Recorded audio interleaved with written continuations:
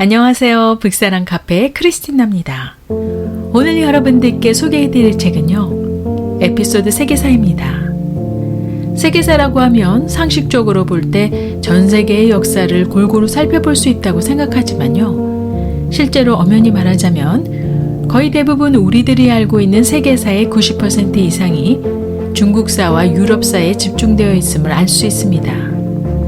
에피소드 세계사에서는요, 강대국 중심의 역사도 다루고 있지만 동시에 약소국의 역사도 함께 다루면서요, 서구 문명이 아직 들어오기 전에 동남아시아, 아프리카, 남아메리카까지 폭넓은 세계사를 다룬 책이라서 좀 특별하다고 말씀드릴 수 있는데요. 이 책은 총 상하권으로 나누어 있고요, 고대 문명에서부터 현재 자본주의까지 핵심되는 내용만을 요약한 책으로서 처음 세계사에 입문하시는 분들께 아주 적합한 책이라고 할 수 있습니다. 그 중에서 저는요, 로마 제국의 멸망에서부터 어떻게 중세 유럽이 생기게 됐는지에 관한 이야기를 잠시 여러분들께 소개해 드리려고 합니다. 자, 그럼 에피소드 세계사, 그 이야기를 시작해 보도록 하죠. 유럽 역사의 바탕에는 그리스와 로마 제국을 빼놓을 수 없는데요. 특별히 로마는 유럽 남부와 서부뿐 아니라 중동 그리고 북아프리카에 이르기까지 광활한 영토를 지배했었고요. 카르타고와의 포에니 전쟁에서 승리한 이후부터 동로마 유스티아누스 대제 전성기까지 거의 800년간 번영을 누리게 됩니다. 서기 320년경에 로마는요, 서로마와 동로마로 나뉘면서 서로마는 서기 476년에 멸망하게 되고요, 동로마는 그 후로부터 약 1000년 후인 1453년에 멸망하게 됩니다. 로마 제국이 유럽을 지배했던 당시 유럽의 중부와 서부에는 이미 켈트족이 살고 있었다고 하는데요. 일부 주요 도시 지역은 로마의 지배를 받았지만요, 대부분 지역에서는 켈트족이 흩어져서 살고 있었다고 합니다. 유럽의 중동부 지역에는 게르만족도 자리 잡고 있었는데요. 이들은 켈트족과 서로 충돌하면서 남하했고요, 로마와도 잦은 충돌을 일으켰습니다. 게르만족은요, 3세기 말경 동부 유럽에서부터 침입해온 훈족에 의해 그들의 터전을 서부와 남부 유럽으로 옮겨가야만 했고요, 주로 로마 변방에서 살아가거나 로마 군대의 용병으로 흡수되어 살아가야 했죠. 갖가지 문제로 서로마 제국의 힘은 점점 약해져만 갔고요. 그러는 사이 게르만족은 힘을 키워 마침내 475년에 서로마를 멸망시키고요, 로마의 영토에 종족별 자체로 소국을 건설하게 됩니다. 이렇듯 게르만족은 유럽 각지에 각각 왕국을 건설하게 되는데요. 이탈리아에는 롬바르족이 정착했고요, 스페인에는 고트족이, 잉글랜드에는 앵글로족이 나라를 세우게 되죠. 이와 같이 유럽이 게르만족에 의해 지배되자 서로마 교회는 이교도에 둘러싸여 큰 위기에 놓이게 됩니다. 게르만족의 한 일파인 프랑크족은 라인강 일대에서 지지 기반을 두고 시작하여 현재의 프랑스와 독일 등지로 영토를 넓히는데요. 프랑크 왕국의 크로비스는 기독교와 좋은 관계를 유지했고요. 심지어 크로비스의 아내 크로틸다는 기독교 신자이기도 했죠. 그녀의 남편이 기독교로 개종하기 원하는 아내에게 그는 전쟁에서 승리와 기적을 체험하면 개종하겠노라고 조건을 걸었는데요. 알라만족의 전투에서 전멸 위기에서 기적적으로 승리를 거두자 크로비스와 프랑크족은 기독교로 개종하기에 이릅니다. 프랑크족과 로마 교회가 손을 잡게 되자 로마 제국의 통치술과 각종 제도 그리고 문화가 야만적인 유목 민족에게 전달되어집니다. 로마의 영향을 깊이 받은 프랑크족은요, 서로마가 멸망한 뒤 20년 후에는 게르만족 중에서도 가장 앞선 문명의 선구자가 됩니다. 그로부터 200년이 지난 732년에 스페인을 정복한 이슬람 군대는 더욱더 세력을 뻗치기 위해 피레네 산맥을 거쳐 프랑크 왕국으로 깊숙이 쳐들어옵니다. 당시 궁 행정 최고 책임자였던 카를루스 마르텔이 프랑크의 군대를 이끌고 나아가 트루푸아티에서 이슬람 군대를 격퇴함으로써 프랑크 왕국의 권력은 결국 카를루스 집안으로 넘어가게 됩니다. 프랑크 왕국 카를루스 왕조의 제2대 왕인 카를루스 대제는 다른 말로는 샤르마누, 카를 대제, 찰스 대제 등 다양한 이름으로 불렸는데요.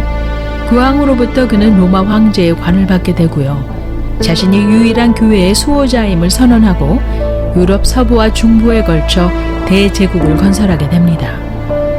카롤로스 대제는 수도원을 중심으로 다양한 로마의 문화와 교육을 받게 되고요. 더 나아가 로마 문화를 더욱 부흥시키며 유럽 중세의 문을 열어놓았습니다. 하지만 프랑크 왕국은 오래 못 버티고요.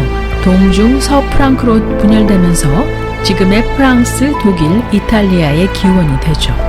1099년 7월 제1차 십자군이 예루살렘을 정복한 뒤 이슬람 군대의 반격을 대비하기 위해 수비군이 필요했었지만요. 기사들은 모두 당시 봉건사회의 영주이었거나 영주에 속했던 군인이었기에요. 전쟁이 끝남과 동시에 돌아가야만 했습니다.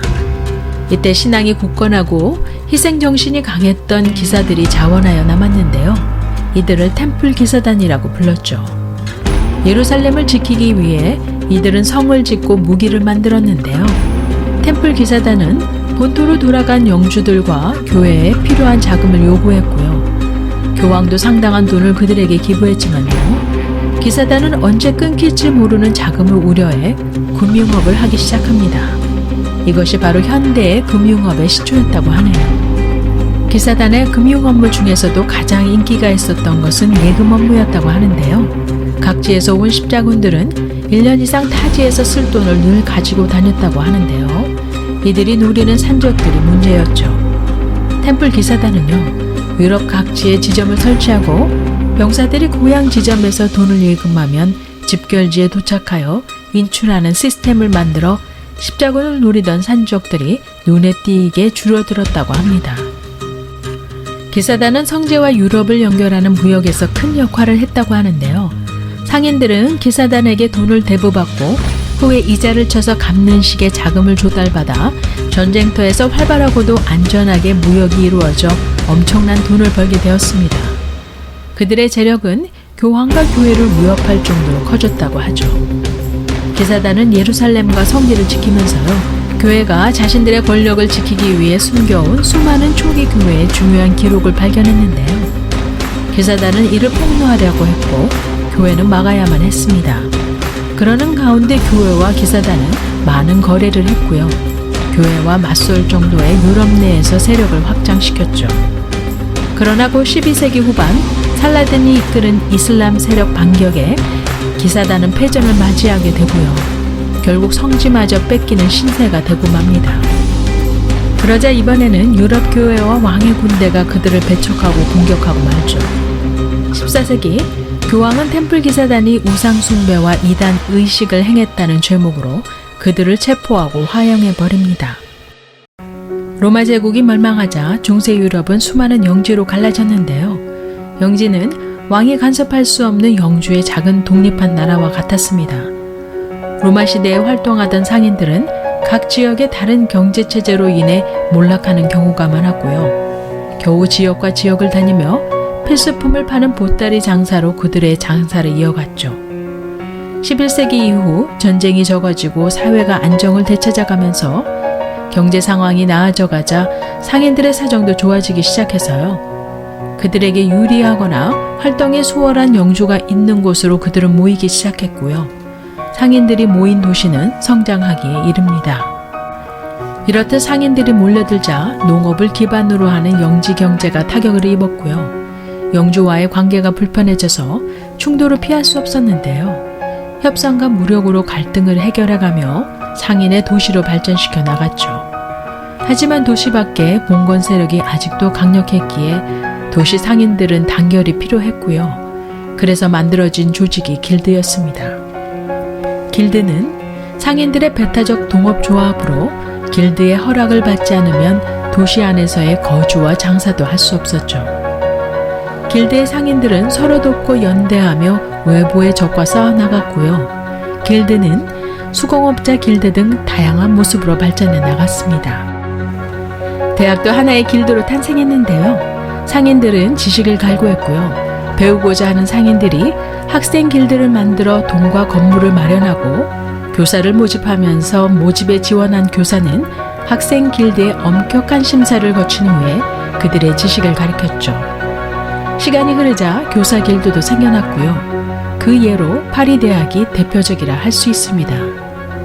12세기 말 파리 대학이 영국인들의 입학을 허락하지 않자 영국인들이 옥스퍼드 대학을 만들기도 했죠. 이렇게 저마다 대학의 역사가 만들어졌는데요. 중세 대학은 지금의 모습처럼 도시와 지역마다 존재하지 않았고요. 봉건 영주로부터 자유로운 곳에 위치하게 되는데요. 신입생이 몰려들어 대학의 규모가 커지면서 대학을 위해 종사하는 사람들이 모여들어 하나의 대학 도시가 탄생하게 됩니다. 대학 도시는 부르주아의 학문적 필요에 따라 만들어졌기에요. 학문의 자유를 위해 봉건 영주와 교회와의 투쟁은 피할 수 없었고요.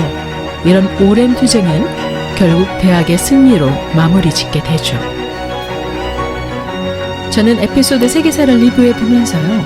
제가 그동안 다른 책들을 읽어보면서 배웠던 세계사의 흐름을 좀 더 명확하게 알게 되는 계기가 되었습니다. 특히 로마 제국의 멸망에서부터 유럽의 탄생을 확실히 이해하는 시간이 되었다고 생각되어지는데요. 확실한 역사의 바탕을 알면 현재 유럽 국가들을 이해하는 데 많은 도움이 되는 것 같아 여러분들도 이 책을 통해 각 대륙의 역사를 배우시는 유익한 시간이 되셨으면 합니다.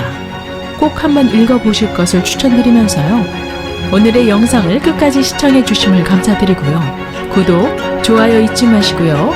그럼 다음 영상에서 뵐 때까지 안녕히 계세요.